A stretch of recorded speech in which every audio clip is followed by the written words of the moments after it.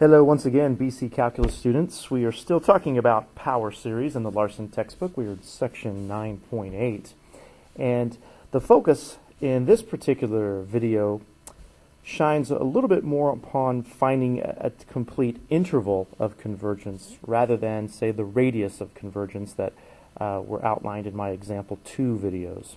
So here in example 3, in order to find the interval of convergence, it's going to be very important, first of all, to discuss this notion of the endpoint convergence. Now, perhaps you may remember that there are going to be 3 different types of convergences that you will come across. You might have a very simple radius of convergence where the value is 0 for that radius, which means that the series will only converge at where it's centered, in this case the value c. Or, say, on the complete opposite end of that spectrum, you could run across a series that would converge for all values of x, and thus have a radius that's infinity. It's for those other special cases where the radius is some, say, finite values that we call capital R. Well, it turns out that you could have actually 4 different subcases of that particular kinds of convergence. In case number 1, you can see here that it's a situation where while the interval is going to go from c minus that capital R to c plus the capital R, you'll notice that neither of the endpoints would be included in that interval, and therefore that's why we use this parenthesis notation. Now compare that to the picture here in the second spot, where the right point has the bracket and the left point has the parenthesis, and you can conclude the fact that that's where you would have the right point, the right endpoint included in the interval, but not the left.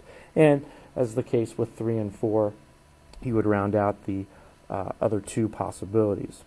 So we're going to take a look here at our example 3, part A. We'll pick a pen color here. We'll get rolling.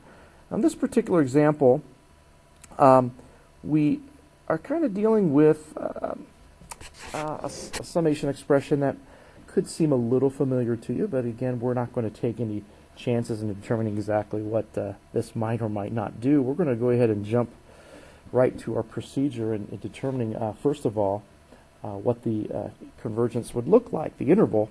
And that is always done, as I have done in my previous videos, as assigning a u substitution, u sub n in this case, that would be equal to this original expression, x to the n divided by n.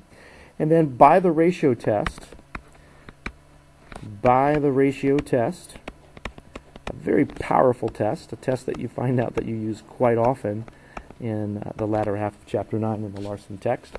We're going to analyze the limit as n approaches infinity of the absolute value of u sub n plus 1 divided by u sub n. Okay, I'm going to take that over here to the left side to have a little bit more room, and we're going to specifically find these 2 particular u functions. First of all, replacing the n's with n plus 1's, I would have x to the n plus 1 divided by n plus 1. And then, in turn, that would all be divided by x to the n over n. And it is important that we focus primarily on the absolute value, the positive value of that limit. And in my next step here, we'll just simply do a little multiplication by the reciprocal.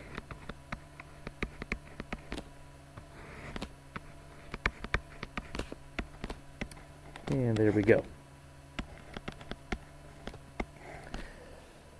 Now, what lies ahead is just some simplification that we want to perform. And there's really only one thing that we can do with this. This x to the n plus 1 term up here in this numerator and the x to the n term in this denominator will undergo a bit of canceling. They are basically different powers of like bases that are being divided, and we will subtract those exponents, and hopefully you can see that you would have an x to the first power. N plus 1 minus n would leave 1. Now, as far as this other component, n over n plus 1, not a lot that you can do with that. Do not even think about canceling those n's. That would violate some laws of algebra. So we're sort of stuck with this. But it's not going to be as bad as we think.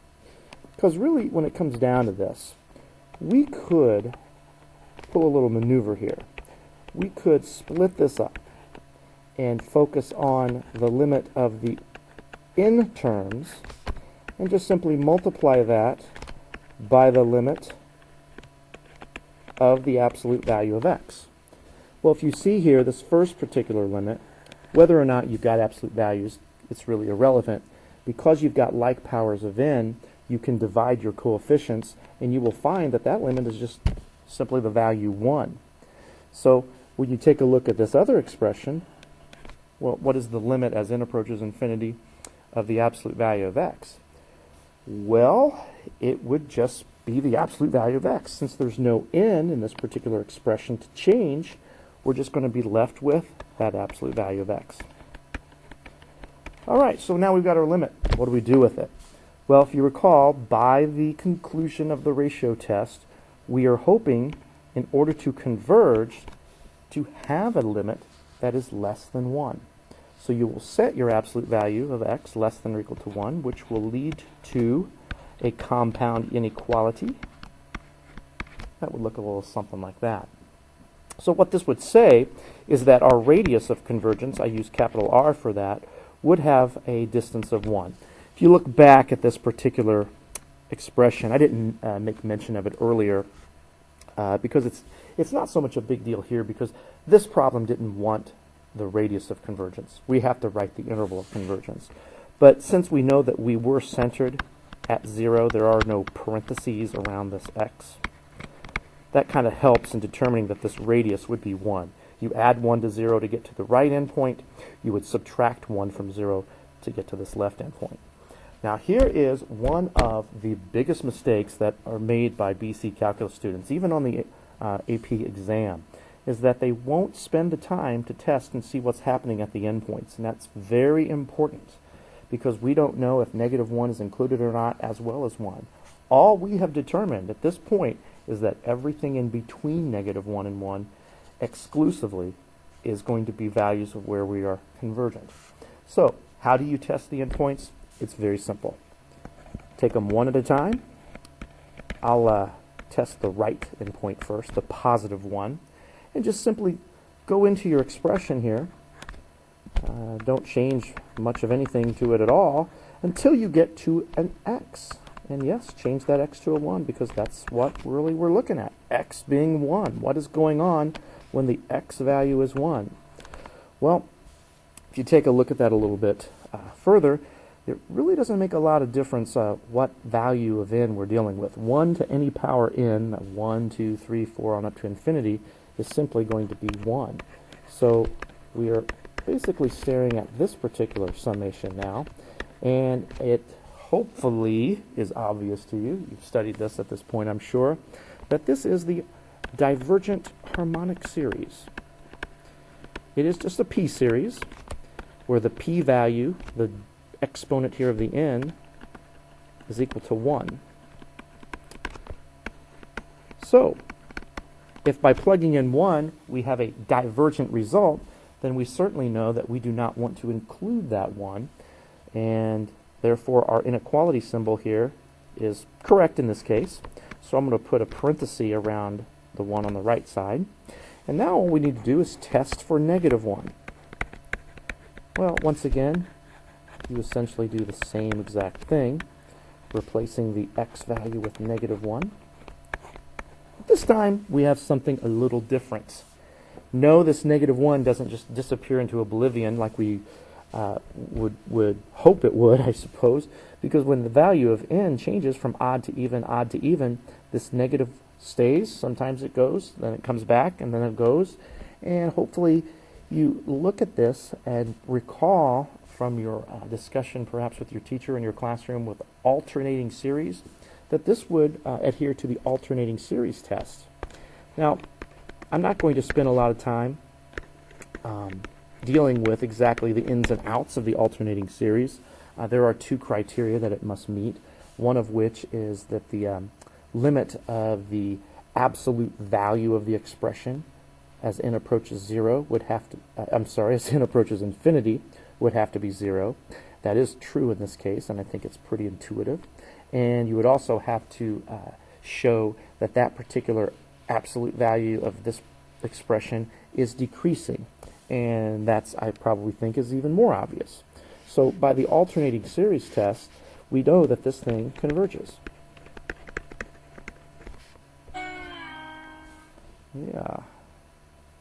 We're just about out of batteries, folks. The alternating series tests yields that this will converge. So what does that mean? Well, we go back to our final answer here, and we know that this -1 that we put in the front of this interval would have to be included, and you could write your final answer like I have right here, or there's nothing wrong if you do prefer to use the inequality notation. You would just want to go back and underline, and we could perhaps say that that's true. So there you go, your first example of finding an interval of convergence and testing the endpoints. Hope this helps, and I'll see you next time.